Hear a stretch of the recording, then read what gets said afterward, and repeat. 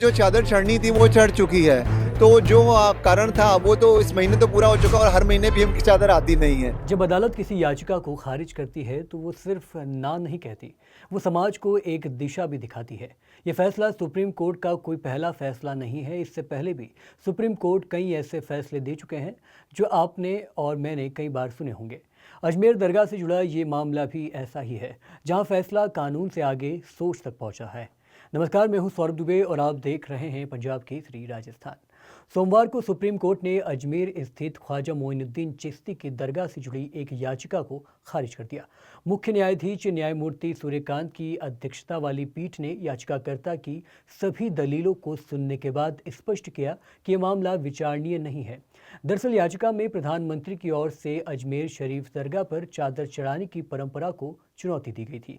याचिकाकर्ता का तर्क था कि संवैधानिक पद पर बैठा व्यक्ति किसी धार्मिक स्थल पर औपचारिक सम्मान अर्पित करे, यह धर्मनिरपेक्षता के सिद्धांत के बिल्कुल खिलाफ है। हालांकि सुप्रीम कोर्ट ने इस दलील को स्वीकार नहीं किया और कहा कि इसमें किसी तरह की आपात या संवैधानिक हस्तक्षेप की जरूरत नहीं है। कोर्ट ने न तो परंपरा पर रोक लगाई और न ही इसे असंवैधानिक बताया। इस पर याचिकाकर्ता के वकील ने क्या कुछ कहा, चलिए आपको दिखाते हैं। जो चादर चढ़नी थी वो चढ़ चुकी है। तो जो कारण था वो तो इस महीने तो पूरा हो चुका और हर महीने पीएम की चादर आती नहीं है।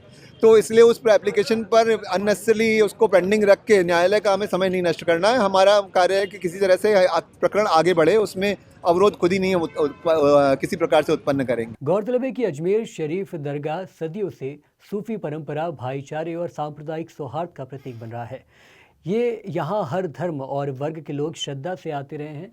देश के प्रधानमंत्री और राष्ट्रीय अध्यक्षों की ओर से चादर चढ़ाने की परंपरा को अब तक सांस्कृतिक सम्मान के रूप में देखा गया है।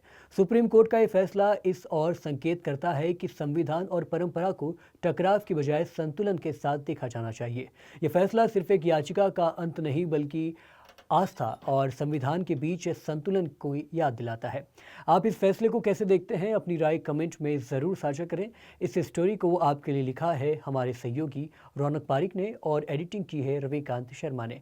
ऐसे और भी खबरें देखने के लिए बने रहिए हमारे साथ। बहुत बहुत शुक्रिया।